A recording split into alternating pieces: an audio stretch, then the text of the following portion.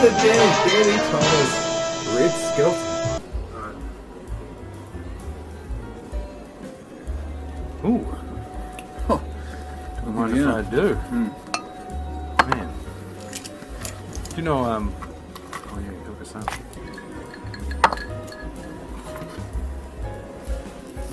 Yeah, so we watched Ocean's 11, 1960s film about robbing a bank.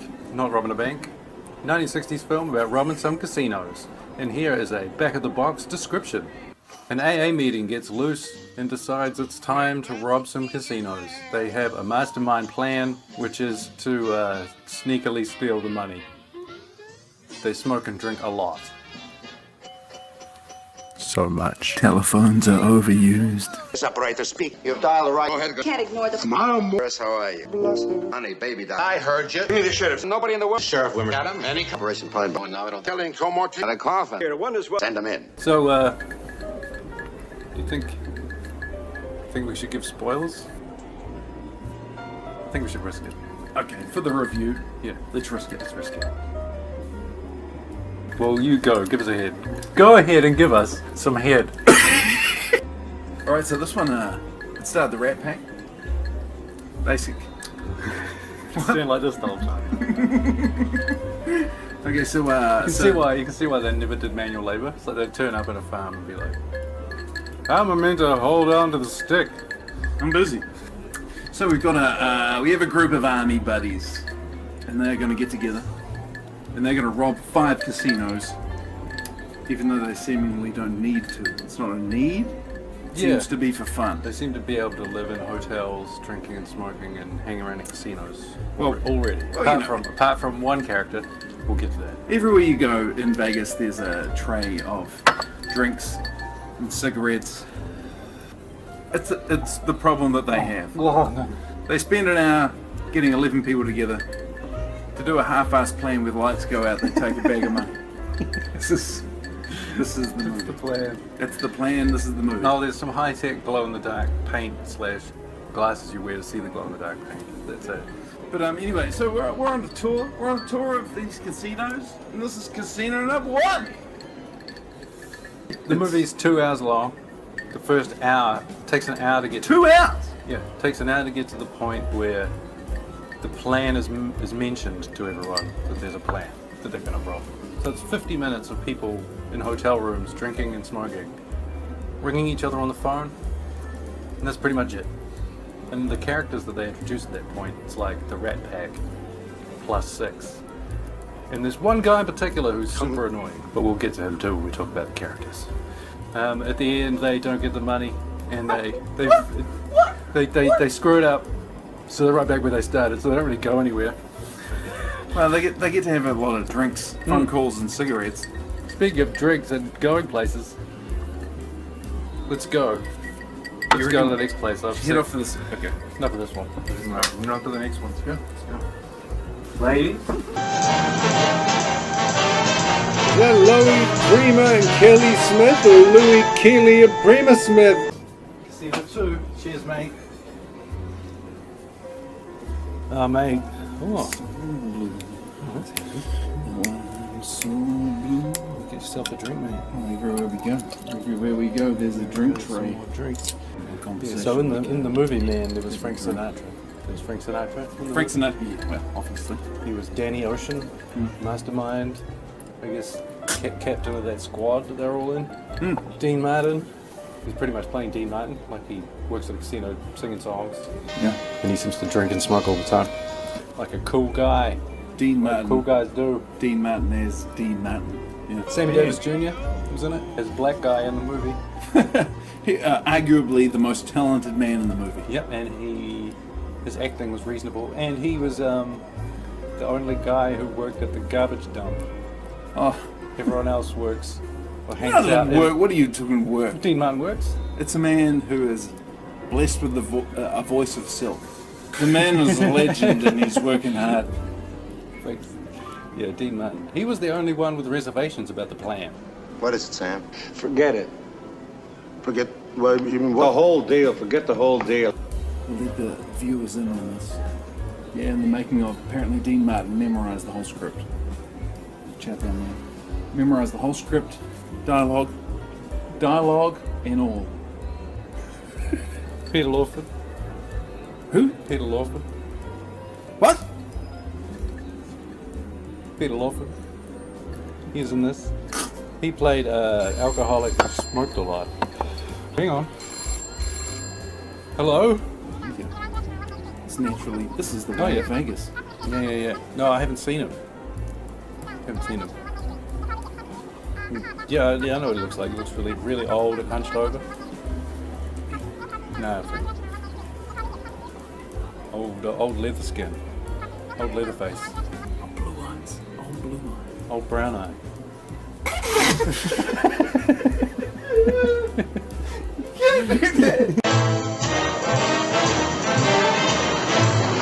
Everyone else is much of a muchness. You got the Rat Pack, the Ratty Rat Pack, plus that one guy who is annoying. The guy at the beginning who's looking to get a hold of Danny Ocean.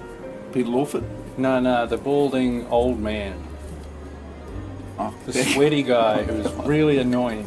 no, the worst actor from the movie. Some overacting, and they had to ADR basically everything he said, and they didn't do a good job of that. His ADR was, I think he was a better actor than he was an ADR voice actor. Because, Jesus. I'm willing. I'll come down. I'll be right there. Oh my goodness. Yes. And what is your name, please? Oh,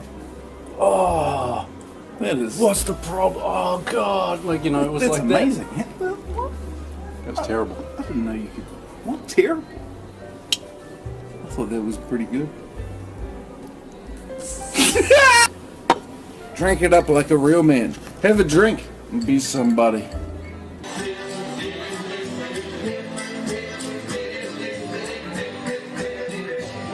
Danny Ocean's girlfriend and Danny Ocean's wife. Hold on. I'm pretty sure there weren't women in this. There was Angie Dickinson. She came and had a smoke with Dean Martin. She was his ex-wife. Frank Sinatra's ex-wife. Oh, okay. If she came just to stand around looking glamorous and have a smoke talking to him. Okay. I think I'm sick of this place. What's that smell? I'm taking my drink and my smoke. What the hell's that smell? I don't know, it's probably money lost, probably.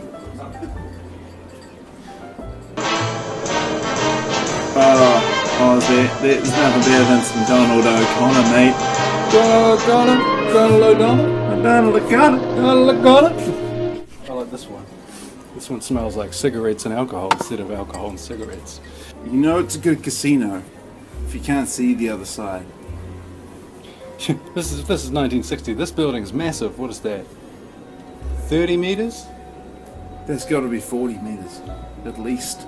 The overall vibe of the casinos sort of like remind me of the racetrack here. Like all the carpets look like that. A repeating pattern that's sort of yellow or brown so you can spill stuff on it. Everything looks kind of wiped clean and, stain hiding rather than glamorous. It doesn't look glamorous. It looks evenly lit. But there's no windows. Yeah, but the vibe is meant to be like, look at this place, it's amazing. But compared to modern day, it's like the mall is more amazing than these places. This is early Las Vegas. Yeah. And apparently a mob boss was involved. Was very much involved, I must say. I may say, I will say. You have said. God damn it, I've said it. You've said it now. A mob boss was involved in the making of this film. There's a couple songs in the movie if you're into that. I hate a musical. There's E11 or something, which is a song about a bus, I guess, by Sammy Davis Jr. Stacks and stacks of folding. And there's a song, Ain't That a Kick in the Head, by Dean Martin. Dean Martin just doing his job, and Sammy Davis being Entertainer of the Year, like a level above, a step like Frank Sinatra's just smoking a cig and having a drink, Yeah. and Sammy Davis is tap dancing on the roof of a car while singing a song like an angel. And there was some cool harmonica playing in that song that I'd never heard before.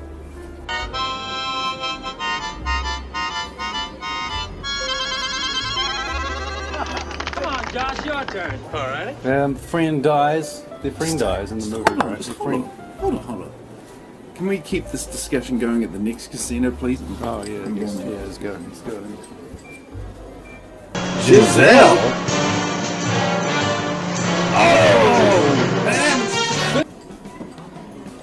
Floor's not that sticky. Just shut up. I'll pay later. I'll pay you later. Damn it, I'm gonna finish that. I watched a documentary and apparently,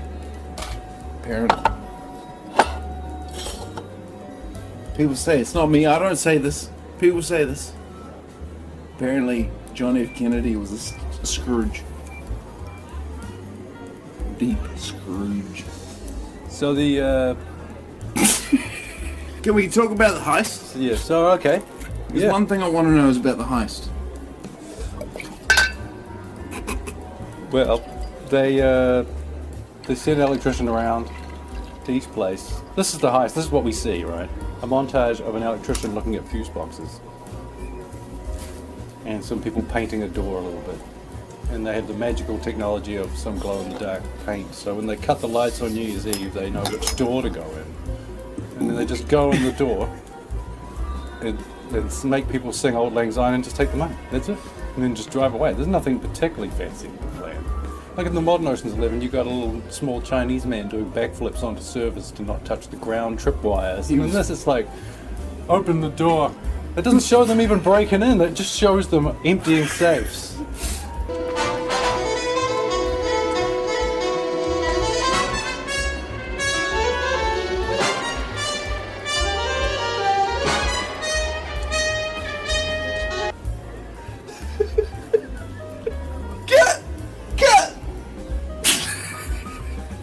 I recommend we go to. Feeling now good? we're entering the new casino. Yes.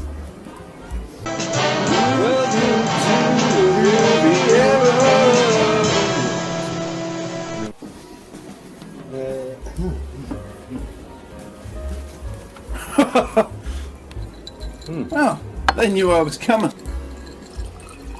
Okay, overall ratings, overall spiel. I'll now give it my uninterrupted spiel. I reckon I'd give it a 5 out of 10. I'd say pass. The only reason I give it a pass, the only one, is because apparently the Rat Pack were filming nightly. They were filming 2 shows a day during the filming of this movie, of this blockbuster movie. And you know that really hits me like deeply. It hits me deeply in my core. They were working. They were hard-working men, and what they did. The director wouldn't get 3 of them at any given time. He would only get 2, at least 2 max, 2 maximum, 1 minimum. You want to put some.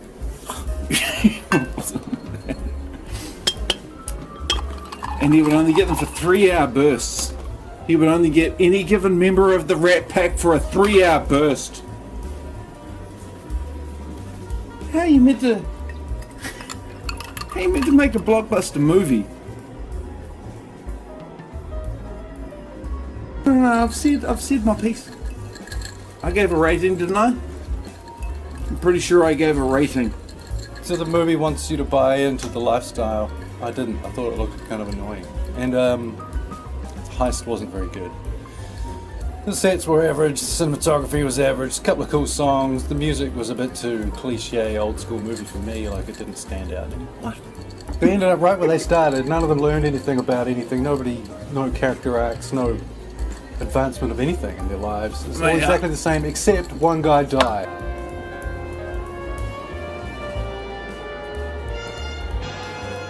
I learned something. The 1960s is a drinking, booze and phonathon. This is what it is. That's all it is. We must stop Lex Luthor from his diabolical schemes. What say you, Aquaman? Well, that's badass. I'll give this a 2 out of 5. 2 out of 5? What the fuck? I'd give this a 4 out of 10. I was bored out of my mind throughout this whole movie, man. This is made for people who like, I don't know, it's newly into the coloured films. But if